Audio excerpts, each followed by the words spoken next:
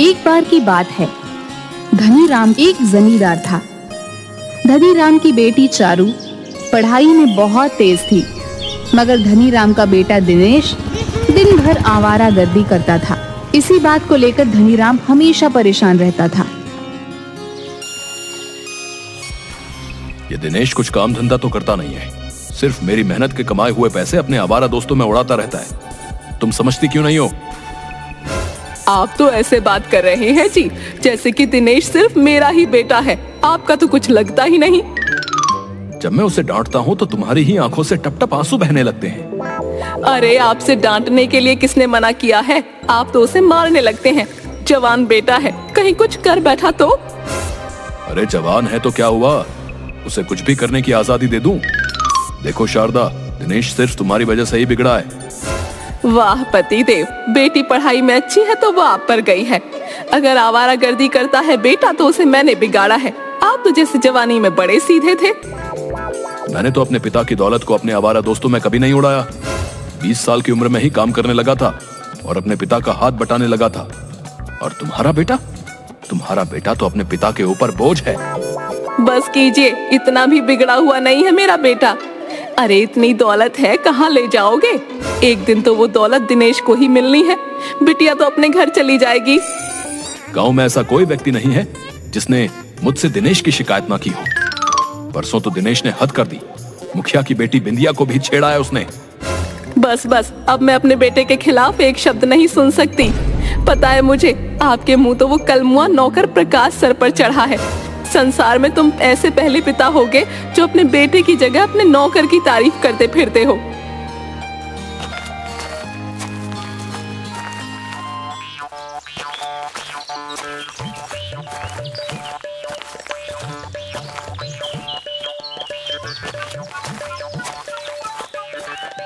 आप आ गए मालिक। आपके कहने के मुताबिक मैंने सुबह ही खेतों में पानी डाल दिया है और जो आपने गड्ढा खोदने के लिए बोला था वो भी खोद दिया है। अभी तो सुबह के 7 बजे हैं प्रकाश, तो तू कितने बजे से काम पर लग गया? मालिक मैं सुबह 4 बजे ही आ गया था। एक बात और बतानी थी आपको। कौन सी बात?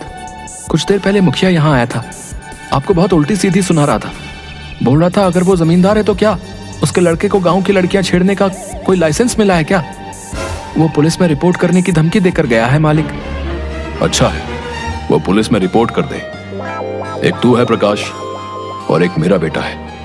दिन भर कुछ नहीं करता सिवाय आवारागर्दी करने के अलावा, और मैं उससे कुछ कह भी नहीं सकता क्योंकि मेरा कुछ भी कहना उसकी माँ को बहुत बुरा लगता है। आप दिनेश बाबू को समझाते क्यों नहीं? मैं उसे समझा कर थक गया हूँ। मालिक मुझे कुछ देर के लिए जरूरी काम है, अगर आपका आदेश हो तो मैं कुछ देर के लिए चला जाऊं। क्या बात है प्रकाश, कहीं तेरा कोई चक्कर वगैरह तो नहीं चल रहा? अरे नहीं मालिक, मुझ जैसे गरीब नौकर से भला कौन सी लड़की अपना चक्कर चलाएगी। ठीक है जा, 2 घंटे के लिए नहीं 4 घंटे के लिए चला जा। वैसे भी सारा काम तो तू कर ही चुका है।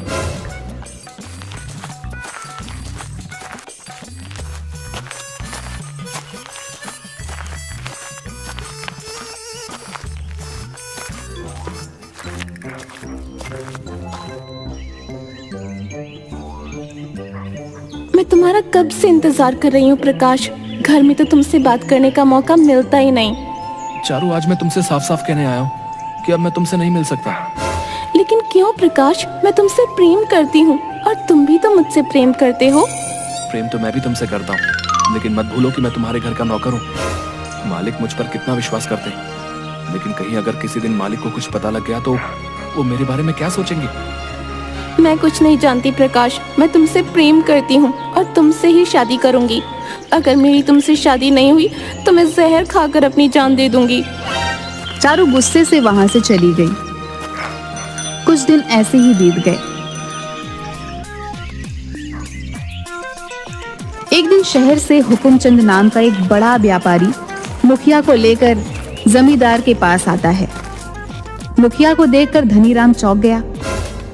मुखिया जी, मैं दिनेश की हरकत पर बहुत शर्मिंदा हूँ। अरे नहीं धनीराम जी, दिनेश की हरकत को मैं कब का भूल चुका हूँ। आप भी भूल जाइए। दिनेश बच्चा है और बच्चे तो गलती कर ही देते हैं। दरअसल धनीराम जी, मैं हुकुमचंद जी को आपसे मिलवाने के लिए लेकर आया हूँ। हुकुमचंद जी शहर में बहुत बड़े सोने के व्यापारी हैं। नमस्ते धनीराम जी, मुझे मुखिया जी के द्वारा ही आपके बारे में पता लगा। मुझे एक अच्छे और सच्चे व्यक्ति की तलाश थी। मुखिया जी ने बताया कि आप बहुत ईमानदार और धनवान व्यक्ति हैं। मुखिया जी ने मेरी तारीफ कुछ ज्यादा ही कर दी। मुझसे ज्यादा अच्छे इंसान तो मुखिया जी हैं, जिन्होंने मेरे बेटे की गंदी हरकत को भी माफ करके भुला दिया। बताइए, आपको मुझसे क्या काम है? दरअसल मैं सोने का एक बहुत बड़ा व्यापारी हूँ और मैं हिंदुस्तान छोड़कर विदेश में बसना चाहता हूँ। मेरे पास कुछ सोने का स्टॉक है। मैं चाहता हूँ कि उस सोने को आप खरीद लें।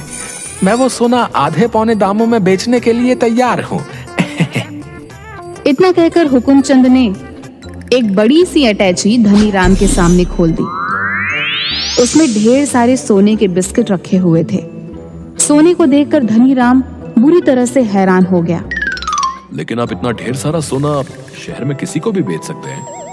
जी बिल्कुल बिल्कुल, लेकिन मैं चाहता हूँ कि ये सोना किसी गांव के व्यक्ति के पास रहे, क्योंकि गांव के व्यक्ति बहुत दयालु स्वभाव के होते हैं और लोगों की मदद करते हैं। वैसे तो ये सोना 5 करोड़ का है, लेकिन मैं ये सोना आपको सिर्फ 2 करोड़ में बेचने के लिए तैयार हूँ, यानी आधे दाम से भी कम। हुकुमचंद की बात सुनकर धनीराम सोच में पड़ गया, क्योंकि वह 2 करोड़ की जायदाद का मालिक था। सोच क्या रहे हो धनीराम जी? अगर आपके पास कैश नहीं है तो आप अपनी संपत्ति बेचकर इस सोने को खरीद लो और बाद में सोने को मुनाफे में बेच देना। आपकी संपत्ति भी दुगनी हो जाएगी। मुझे 1 हफ्ते का समय दीजिए। 1 हफ्ते बाद आप 2 करोड़ रुपए ले जाना और सोना मुझे दे जाना। धनीराम ने अपनी सारी जायदाद बेचकर 2 करोड़ की रकम इकट्ठा कर ली। 1 हफ्ते बाद हुकुमचंद वही सोने की अटैची लेकर आया। गिन लीजिए हुकुमचंद जी, पूरे 2 करोड़ हैं। मुझे आप पर पूरा भरोसा है धनीराम जी। रुपए गिनकर मैं आपका अपमान नहीं करना चाहता। धनीराम जी, एक बार सोने को किसी जोहरी से चेक करवा लेते। कैसी बातें कर रहे हो मुखिया? तुम हमारे गांव के हो, मुझसे धोखा थोड़ी करोगे। मुखिया और हुकुमचंद रुपए लेकर वहां से चले गए। अगले दिन धनीराम वह सोना बेचने के लिए शहर गया, मगर शहर में जाके उसे पता लगा कि वह सारा सोना नकली था। धनीराम बर्बाद हो चुका था। अब उसके पास सिर्फ घर के सिवाय कुछ भी नहीं बचा था। मुखिया अपने परिवार सहित गांव से फरार हो चुका था। एक दिन धनीराम ने अपने बेटे दिनेश को बुलाकर कहा, दिनेश बेटा, तुम तो जानते हो मेरे साथ कितना बड़ा धोखा हुआ है। मैं सड़क पर आ गया हूँ और अब मेरी बूढ़ी हड्डियों में इतनी ताकत भी नहीं कि मैं मेहनत कर सकूं। तुम जवान हो, कोई काम धंधा क्यों नहीं करते ताकि परिवार की रोजी रोटी चल सके? दिमाग तो ठीक है आपका पिताजी हैं। एक तो आपने सारी दौलत पानी की तरह बहा दी, ऊपर से आप मुझे मेहनत करने के लिए बोल रहे हो हैं। मैं आपका खर्चा नहीं उठा सकता।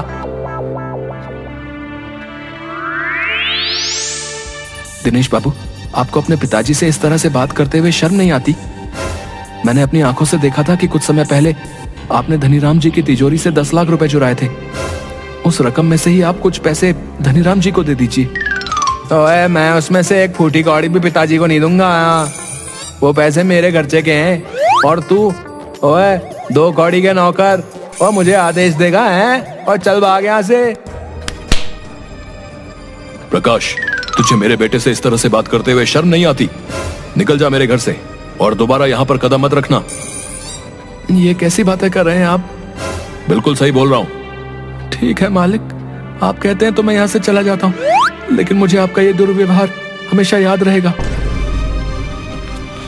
प्रकाश रोते हुए वहां से चला गया। धनीराम अपने कमरे में जाकर रोने लगा। तभी चारू रोती हुई अपने पिता के पास आकर बोली, ये आपने अच्छा नहीं किया पिताजी। प्रकाश तो आपका पक्ष ले रहा था और आपने उसे ही धक्के देकर बाहर निकाल दिया। मैंने अपने दिल पर पत्थर रखकर प्रकाश को घर से बाहर निकाला है बेटी। तुम तो जानती हो कि मेरे हाथ से सब कुछ छिन गया है। मेरी आंखों के सामने दिनेश ने एक जोरदार थप्पड़ प्रकाश के गाल पर मार दिया। मैं प्रकाश को इससे ज्यादा अपमानित होते नहीं देख सकता था। अगर मैं प्रकाश से प्यार से बोलता तो वो मुझे छोड़कर ही जाता। मजबूरी में मुझे यह रास्ता अपनाना पड़ा। प्रकाश एक अनाथ था। वह रोते हुए बगैर टिकट एक ट्रेन में बैठ गया। मैं अब इस गांव में नहीं रहूंगा। जब मालिक ने ही मुझे निकाल दिया तो फिर मेरा इस गांव में क्या काम? प्रकाश ट्रेन में काफी दूर तक निकल गया था। जिस बोगी में प्रकाश बैठा था वहां पर उसके और एक व्यक्ति के अलावा और कोई भी मौजूद नहीं था। अचानक उस व्यक्ति के मुख से झाग निकलने लगा। प्रकाश दौड़ते हुए उस व्यक्ति के पास चला गया। ये तुम्हारे मुंह से झाग क्यों निकल रहा है? मैंने कुछ देर पहले जहर खा लिया है। मैं एक बहुत ही धनवान व्यक्ति था, मगर एक नंबर का अय्याश था। मेरी वजह से मेरी पत्नी और बच्चों ने आत्महत्या कर ली। इस बैग को देख रहे हो? इस बैग में हीरे हैं। मैं इन हीरों को लेकर विदेश में जाकर बसना चाहता था, मगर मेरी पत्नी और बच्चों की याद मेरा पीछा नहीं छोड़ती। जब वही इस दुनिया में नहीं रहे तो मैं जीकर क्या करूंगा? इतना कहकर उस व्यक्ति ने दम तोड़ दिया। प्रकाश ने देखा कि उस बैग में हीरे भरे थे। प्रकाश एक चतुर व्यक्ति था। वह समझ गया कि अगर उसने इसके बारे में पुलिस को बताया तो पुलिस उल्टा उसे ही गिरफ्तार कर लेगी। प्रकाश उस बैग को लेकर अगले रेलवे स्टेशन पर उतर गया। प्रकाश उन हीरो को बेचकर बेहद अमीर आदमी बन गया। अमीर होने के बाद प्रकाश को चारू की याद सताने लगी।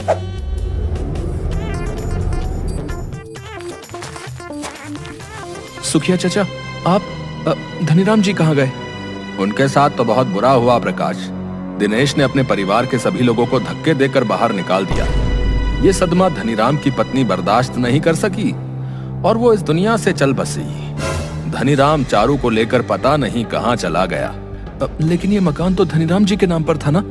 हाँ, लेकिन दिनेश ने चुपके से इस मकान को भी गिरवी रख दिया था। धनीराम के पास इतने पैसे नहीं थे कि वो इस मकान को छुड़ा पाए। जाते वक्त धनीराम तुम्हें याद करके बहुत रो रहे थे भाई। मुझे याद कर रहे थे, लेकिन उन्होंने ही तो मुझे घर से बाहर निकाला था। नहीं प्रकाश, उन्होंने तुम्हें ज्यादा अपमानित होने से बचाने के लिए अपने कलेजे पर पत्थर रखकर तुम्हें घर से बाहर निकाला था। अगर वो तुमसे प्यार से कहते तो तुम कभी नहीं जाते, और उनके पास इतने पैसे नहीं थे कि वो तुम्हारा खर्चा पानी उठा पाते। प्रकाश ने चारू और धनीराम की बहुत तलाश की, मगर वह उसे गांव में कहीं भी नहीं मिले। थक हार कर प्रकाश उन दोनों को शहर शहर जाकर तलाशने लगा।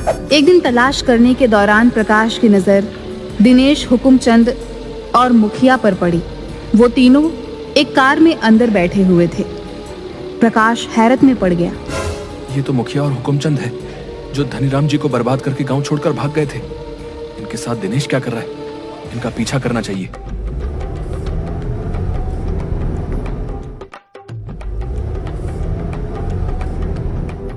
वाकई दिनेश, तुम्हारे दिमाग को मान गए। किस तरह से तुमने अपने बाप को चूना लगाकर उनकी सारी जायदाद अपने नाम कर ली भाई। अगर मुखिया जी इसमें मेरा साथ नहीं देते तो मैं अपने मकसद में कभी कामयाब नहीं हो पाता। मेरा पिता एक नंबर का बेवकूफ इंसान था। मैं जरा से पैसे क्या खर्च कर देता था, घर में रोज रोज झगड़ा करता था। वो तो भला हो मुखिया जी का जिन्होंने मुझे ये सारी योजना बताई। दिनेश, तुम मेरी बेटी से प्यार करते थे, लेकिन तुम कोई काम धंधा तो करते नहीं थे, और धनीराम तुम्हें कभी भी व्यापार करने के लिए पैसे नहीं देता। इसलिए मैंने पहले ये अफवाह उड़ाई कि तुमने मेरी बेटी को छेड़ा है, और कुछ महीनों बाद मैं हुकुमचंद को लेकर धनीराम के पास पहुंच गया और उसे ऐसा जताया कि जैसे मैंने तुम्हें माफ कर दिया है। धनीराम मेरी इस भलाई को देखकर सब कुछ भूल गया और मुझ पर विश्वास कर बैठा। भगवान तेरे जैसी औलाद किसी दुश्मन को भी ना दे। अरे तेरे जैसा कपूत जिस घर में पैदा हो जाए, उस घर को बर्बाद होने से भला कौन रोक सकता है? प्रकाश, तुम्हारे शरीर पर ये महंगे कपड़े कहां से आए? इसे चुरा कर लाए हो? प्रकाश नहीं, कृष्णा कहो दिनेश। कल के वक्त का एक मामूली नौकर आज के वक्त का एक बहुत बड़ा धनवान व्यक्ति बन चुका है, जो तुम्हारे जैसे न जाने कितने दिनेश को खड़े खड़े खरीद लेगा। तुम्हें तुम्हारे किए की सजा जरूर मिलेगी। सीधी तरह से ये बता दो कि धनीराम जी और चारू कहाँ हैं? मुझे क्या पता वो कहाँ है? हो सकता है सड़क पर रोड एक्सीडेंट में कहीं मर गए होंगे। दिनेश की बात सुनकर प्रकाश को बुरी तरीके से गुस्सा आ गया। उसने गुस्से में तीनों को पीट दिया और तुरंत पुलिस के हवाले कर दिया। प्रकाश शहर का बेहद अमीर आदमी बन चुका था। पुलिस ने उन तीनों को धोखाधड़ी के आरोप में जेल में बंद कर दिया। प्रकाश मंदिर में रोज प्रार्थना करने जाता था और एक दिन उसकी नजर मंदिर की सीढ़ियों पर पड़ी। उसने देखा कि मंदिर की सीढ़ियों पर धनीराम और चारू बैठे हुए थे। प्रकाश तुरंत वहां पर पहुंचा। मालिक, मैं आ गया। मैंने आपको कहाँ कहाँ नहीं ढूंढा। तू तो बहुत बड़ा आदमी बन गया है रे प्रकाश। हाँ मालिक, लेकिन मैं कल भी आपका नौकर था और आज भी आपका नौकर हूँ। प्रकाश को देखकर चारू की आंखों में खुशी के आंसू आ गए। तेरे जाने के बाद इस संसार ने हम पर कई कहर ढाए। मुझे सब पता है मालिक, लेकिन शायद आपको नहीं पता कि आपके साथ धोखा किसी और ने नहीं बल्कि आपके ही बेटे दिनेश ने किया था। दिनेश हुकुमचंद और मुखिया से मिला हुआ था, लेकिन मैंने उन तीनों को गिरफ्तार करके जेल भिजवा दिया है। अब वो कभी बाहर नहीं आ पाएंगे मालिक, उनकी सारी जिंदगी जेल में कटेगी। प्रकाश की बात सुनकर धनीराम की आंखों में आंसू आ गए। तभी अचानक धनीराम लड़खड़ाते हुए गिर गया। ये क्या हुआ? ये क्या हुआ आपको मालिक? आपकी तबीयत तो सही है? चलिए मैं आपको अभी इसी वक्त अस्पताल ले चलता हूँ। नहीं प्रकाश, मैं रोज मंदिर की सीढ़ियों में बैठकर भगवान से यही प्रार्थना करता था कि एक बार तू मेरी आंखों के सामने आ जाए ताकि मैं चारू का हाथ तेरे हाथों में दे सकूं। चारू ने मुझे सब बता दिया है प्रकाश कि तू और वो एक दूसरे से प्रेम करते हैं। मुझे कैंसर हो गया है प्रकाश, अब मैं और ज्यादा देर जीवित नहीं रह सकता। तू चारू से विवाह कर लेना और इसे कभी मत छोड़ना प्रकाश। इतना कहकर धनीराम ने दम तोड़ दिया। प्रकाश ने धनीराम का अंतिम संस्कार कर दिया और चारू के साथ विवाह कर लिया। दोनों विवाह करके शहर में ही रहने लगे। आज प्रकाश एक खुशहाल जिंदगी जी रहा है। प्रकाश ने अमीरी के बावजूद भी अपने ईमानदार नौकर होने का फर्ज निभाया।